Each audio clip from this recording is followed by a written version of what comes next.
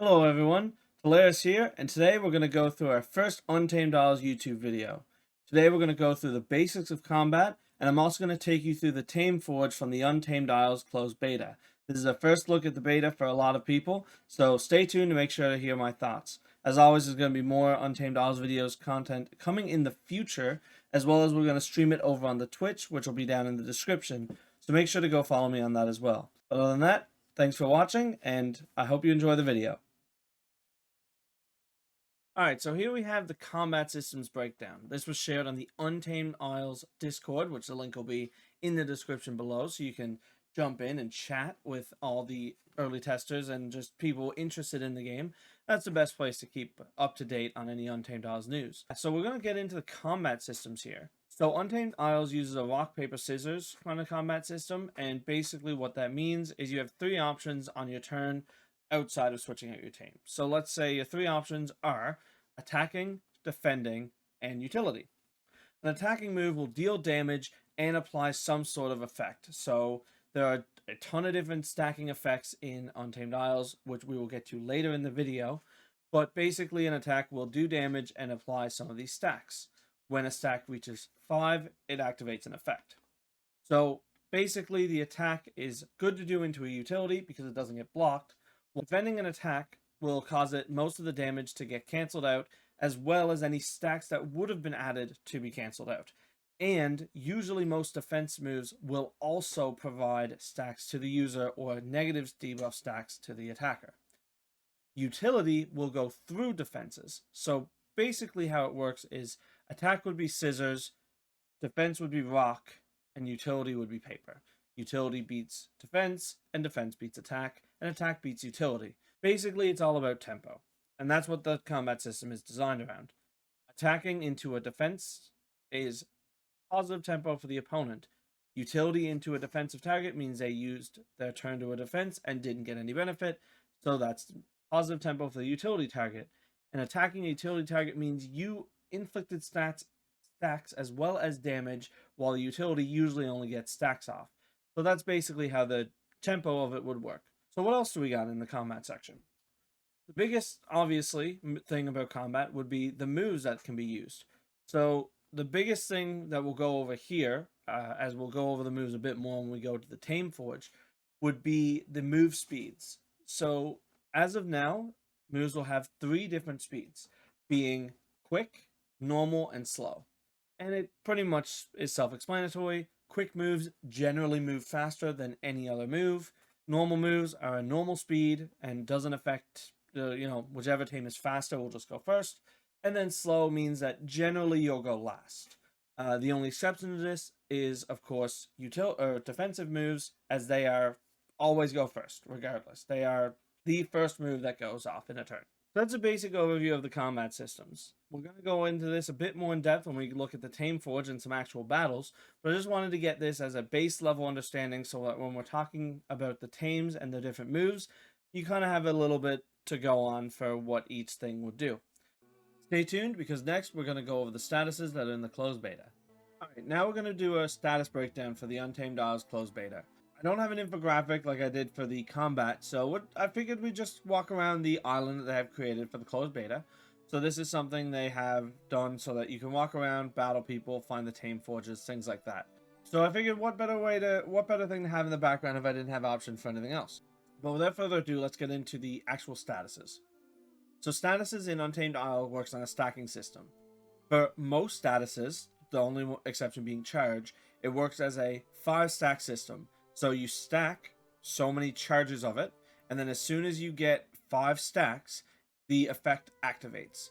So for example, if you are stacking Brace, which is the first one we'll talk about, you don't actually get the effect of Brace until you reach 5 stacks of Brace, and then the effect of Brace activates. So what does Brace do? Once you hit 5 stacks of Brace, it reduces the damage of the next incoming attack. Pretty self-explanatory, it's bracing you for an attack. The next status is Charge. Like I said, that's a bit different. You can stack it up to 10, and it will deal extra damage based on how many stacks you have. Charge is probably the strongest mechanic right now in the closed beta. It seems to be very powerful, even with 2 to 4 charges of charge. It seems Very powerful. Next is Crunch. This one is actually a very interesting one that I like a lot. When your opponent hits 5 stacks of Crunch, it is a debuff. Then they get the Crunch status, which basically means that if you hit them with a attack, they will take an extra 30% of their HP in damage. Next up is Enrage. If an opponent gets 5 stacks of, or if a Tame gets 5 stacks of Enrage on it, it is a debuff. You are unable to use any move other than an attacking move. So no defense, no utility moves, only attacking moves. Next up is Feast. Feast works as a HP recovery. So if you gain 5 stacks of Feast, you'll instantly heal 30% of your HP.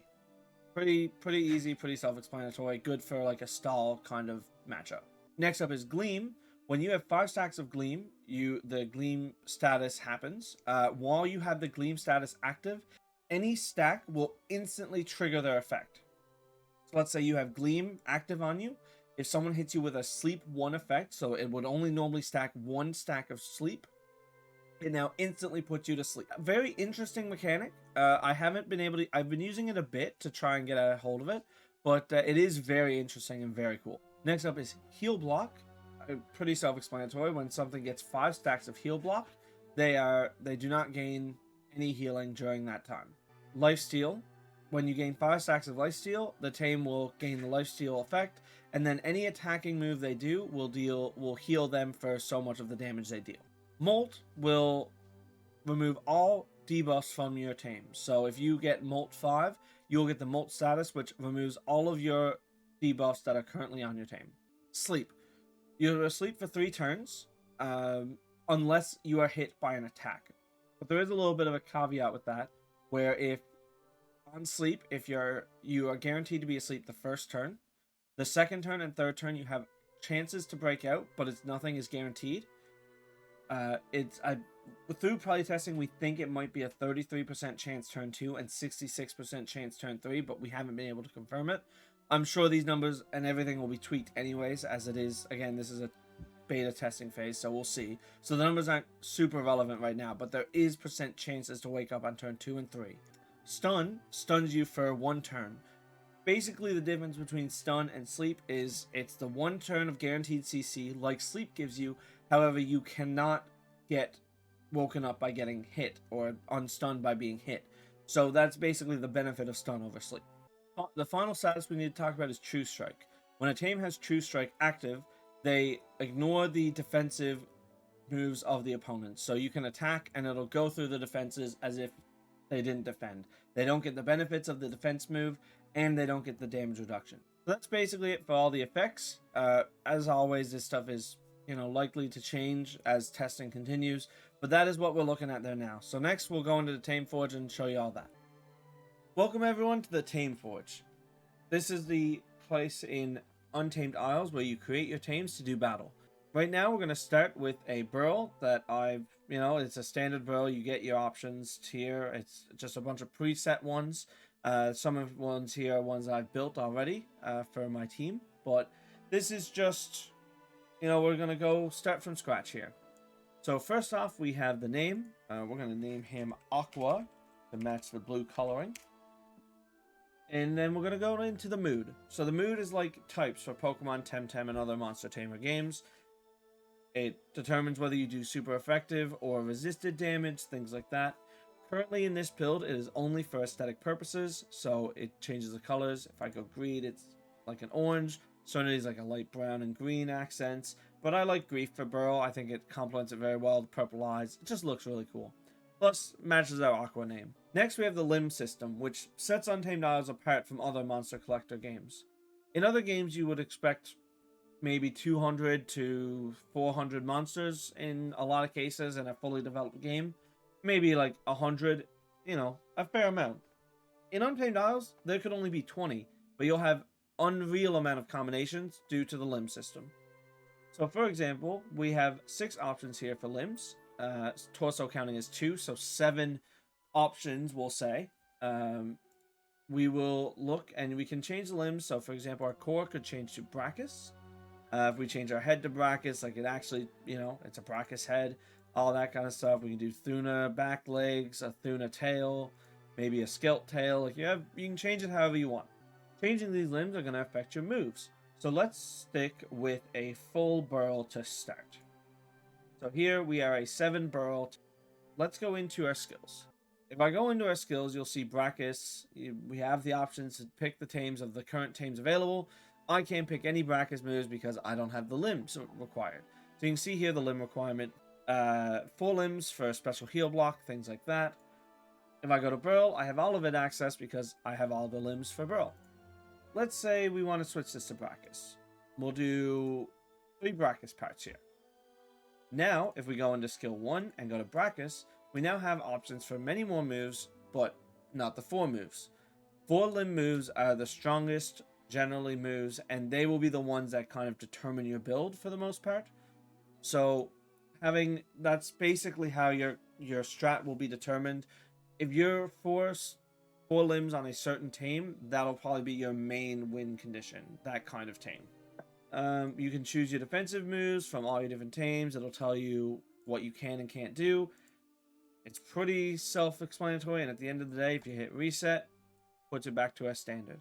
So we're just going to save this as Aqua, again, just to have it there. And then you hit save or whatever changes you want, and then you can pick it from the list. You see Aqua here now. So yeah, that's the long and short of the Tame Forge. It's very user intuitive. Like it didn't take me long at all to figure out. I just went in and started building my tames, and it is super intuitive on how you do it. The only other thing you can do here is actually select your team, and this is something I'll get to in another video. Thank you so much, guys, for watching. Make sure to subscribe to see more Untamed Isles content. I do have a battle video coming up, so make sure to keep an eye out for that. After that, it'll kind of depend on the release schedule for the closed beta for the game. Hopefully, we will continue to be able to create videos.